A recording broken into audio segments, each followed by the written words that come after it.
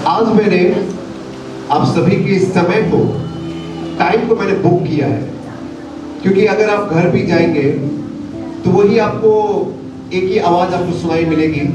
आप घर में चैन से आप बैठ नहीं सकते, ना तो चैन से आप बात कर सकते अपने दोस्तों से या किसी से भी, क्योंकि जितना साउंड बाहर है उससे कई गुना बेहतर, 1000 गुना, जिसकी कोई तुलना नहीं है, उससे अच्छा साउंड इस चर्च में भी है। हालेलुया। और वो है यीशु मसीह का साउंड, वो यीशु मसीह की आवाज है, वो यीशु मसीह का म्यूजिक है। इस म्यूजिक में जो झूमना है वो बहुत ही अलग है, ना कि बाहर के सेकुलर वर्ल्ड के जो झूमने को हम लोग बोलते हैं। हालेलुया। तो चिंता मत करिए, हम आप लोगों को खाली हाथ वापस नहीं भेजेंगे, आशीष के साथ आपको भेजेंगे और डिलीशियस लंच के साथ भी आप लोगों को भेजेंगे। एक जोरदार ताली बजाइए।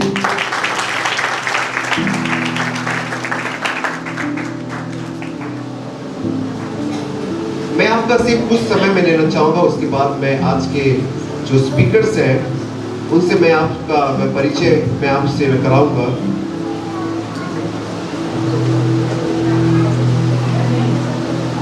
क्या आप लोग में से कोई मुझे बता सकता है कि आप इस जगह पर आप किस पर्पस से आप हैं यहाँ पर? किस पर्पस से आप यहाँ पर आए हैं? कोई भी आप लोग में से कोई भी?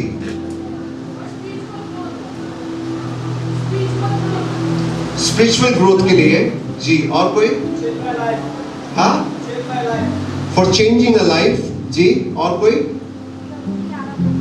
परमेश्वर की आराधना। और कोई? और कोई? कोई अपने मन में सोचे, हे बापू हम कहा बोले, हमको फोन आया, बोला कि चर्च चल चल, हम आ गया। हम जी जी जी जी, थैंक यू। और कुछ लोग अपने मन में ये सोच रहे कि क्या करूं, फोन आई थी मोको, फोन उठा आ गया।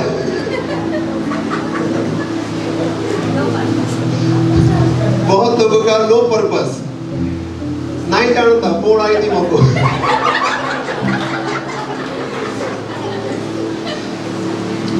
लेकिन मैं आपसे बताऊं कि आप किस पर्पस से आप यहाँ पर हैं। आप परमेश्वर की आशीष को प्राप्त करने के लिए यहाँ पर हैं। हालेलुया।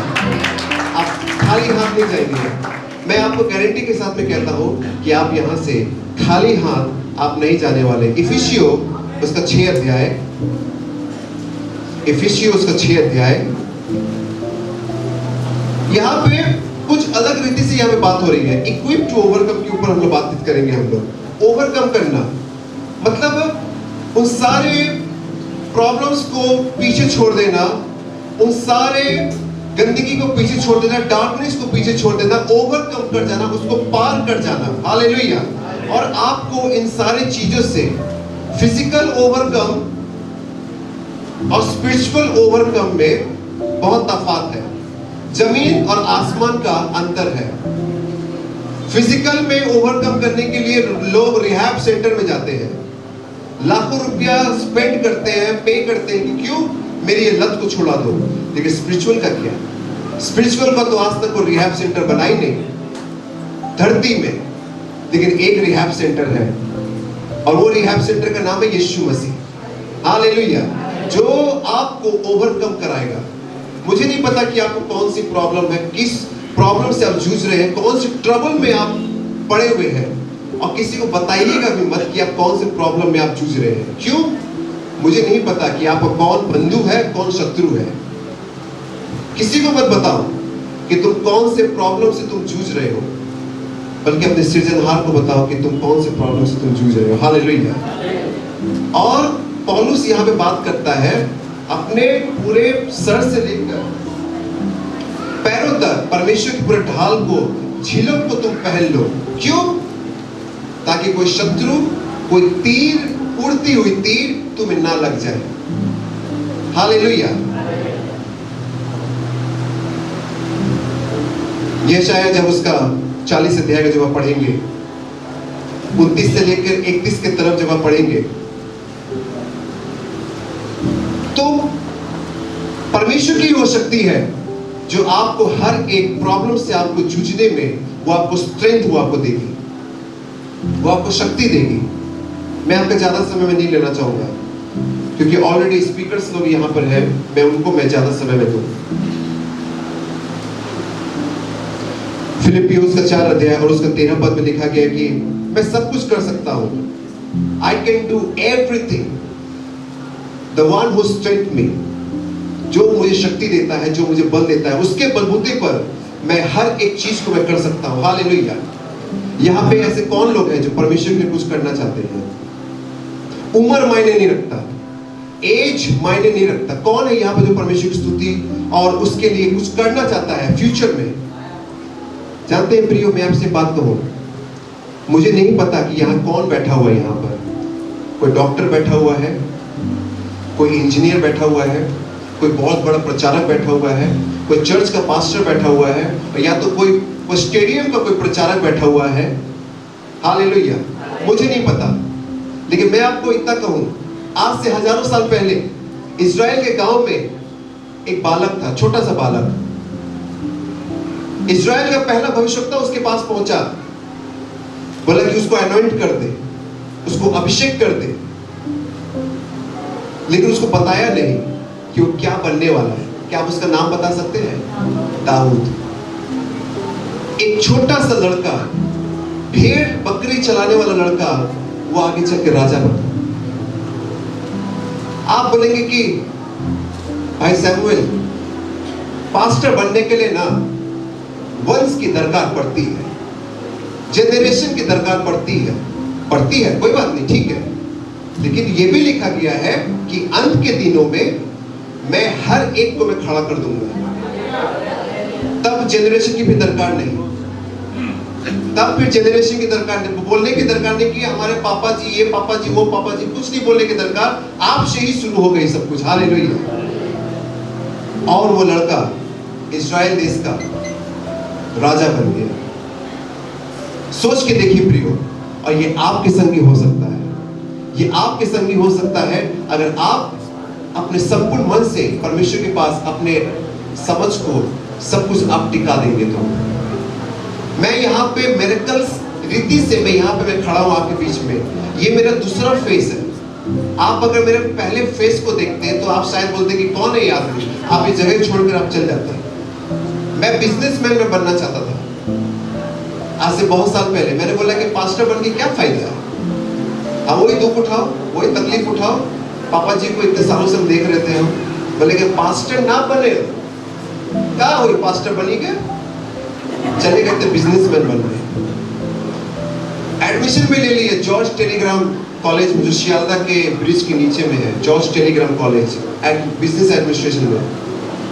पहले साल में ही जो मैंने अपने जीवन में डाउनफॉल देखा, पापा जी ने कहा मुझे, देख बेटा, तू जब हॉस्पिटल में जब पैदा हुआ था तभी मैंने तुझे डेडिकेट कर दिया था यीशु मसीह के लिए, उसके काम के लिए। अगर वाकई में उसने तुझे चुना है तो तू अपने आप वापस आ जाएगा। बिजनेसमैन बनने गया था, डाउनफॉल देखा अपने लाइफ में। 2 जगह मैंने लेटर लिखा, 2 कॉलेजेस मैंने, एक केरला में लिखा और एक चेन्नई में लिखा। और मैं चेन्नई का कॉलेज जो मुझे एक्सेप्ट कर लिया, और मैं वहां पे 5 साल में पढ़ा, और पढ़ के मैं आज आपके सामने में खड़ा हूं। मुझे एग्जाम देना पड़ा, और ये फिजिकल एग्जाम नहीं है, ये स्पिरिचुअल का एग्जाम है। और स्पिरिचुअलिटी का एग्जाम प्रियो, बाप रे बाप, बहुत कठिन होता है। ये वो बोर्ड के एग्जाम से भी और 12वीं के एग्जाम से भी बहुत कठिन है। जो स्पिरिचुअल में जो एग्जामिनेशन जो होता है, ये एग्जाम खुद होली स्पिरिट आपका लेता है। लिखा गया है कि जब यीशु जब बपतिस्मा लिया, साफ साफ लिखा गया वहां पर, पवित्र आत्मा उसे कहां लेकर गया? परीक्षा में लेकर गया। पवित्र आत्मा उसका टेस्ट लिया। आपका भी टेस्ट होगा, होली स्पिरिट खुद आपको टेस्ट लेगा। वो आपको आग में उबालेगा, आग में आपको उबालेगा। आपको क्या वो बना के निकालेगा आप नहीं जानते। मैंने अपना लाइफ सोचा था बैक स्टेज पर। मैंने बोला पापा जी हम ड्रम्स बजाते हैं, और कुछ मत बोलिएगा, वर्शिप मत बोलिए, प्रचार भी मत बोलिएगा, खबरदार, हम पीछे रहेंगे ड्रम्स में। पैसा चाहिए आपको, पैसा चाहिए, हम आपको कमा के देंगे मिनिस्ट्री के लिए, लेकिन हमको वो करने मत बोलिएगा जो आपके दिमाग में है। एक लंबा थप्पड़ आया ऊपर से, उड़ रहे थे आसमान में हम, ऐसी जगह पे गिराया, वहां से उठाने के लिए एक लंबी भारी हाथ की दरकार थी उठाने के लिए। हालेलुया।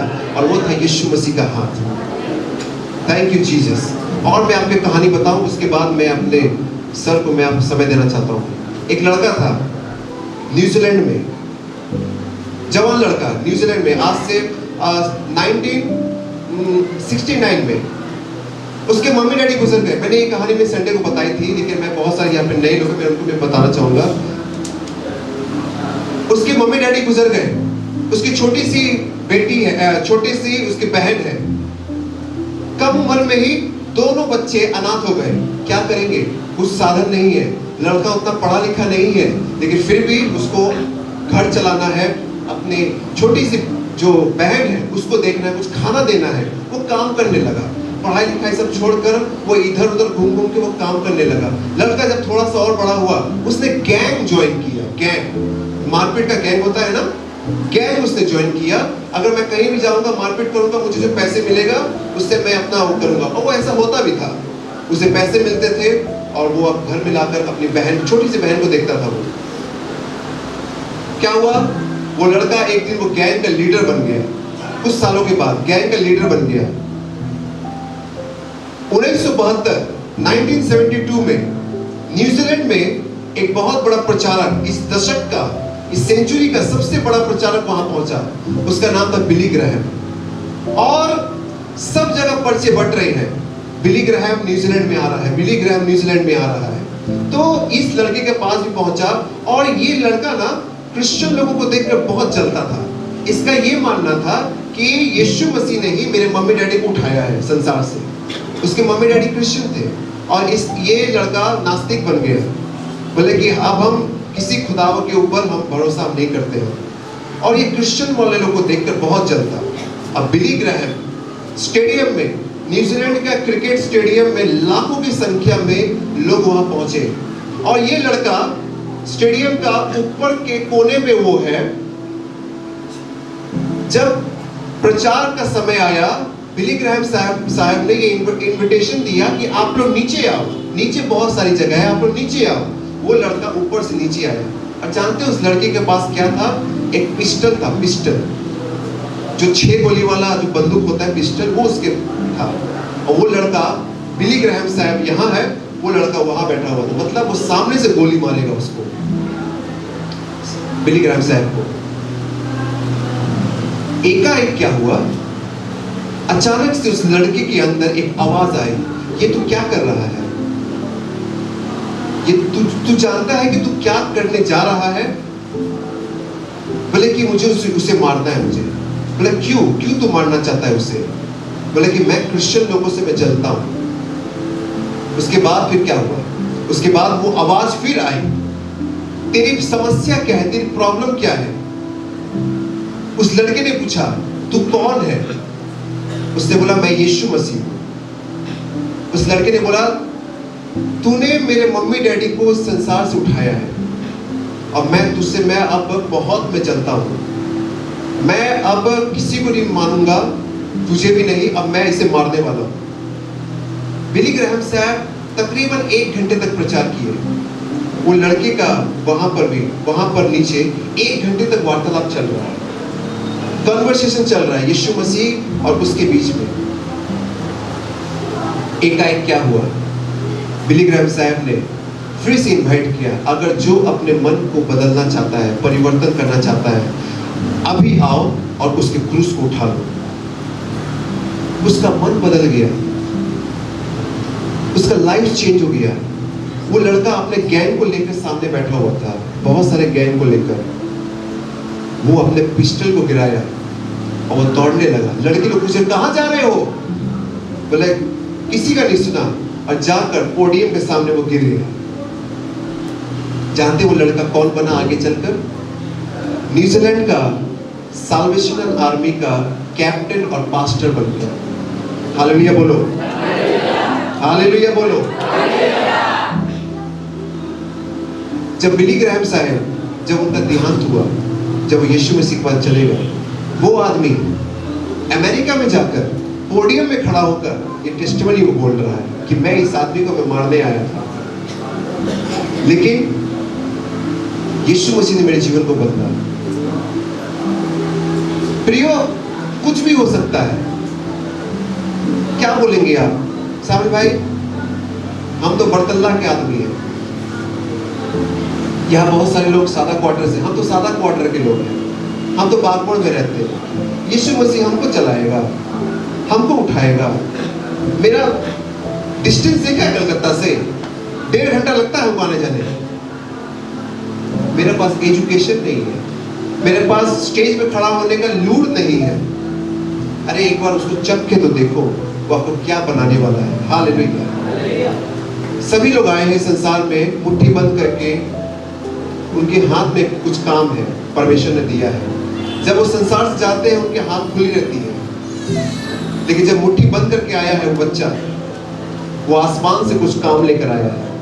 तो मैं आपको दावे के साथ में कह सकता हूँ कि आपके हर एक जीवन में कोई काम है। हालेलुया। आप सभी लोग कुछ ना कुछ आप करने वाले हैं यीशु मसीह के लिए। जोरदार ताली बजा के उसका धन्यवाद।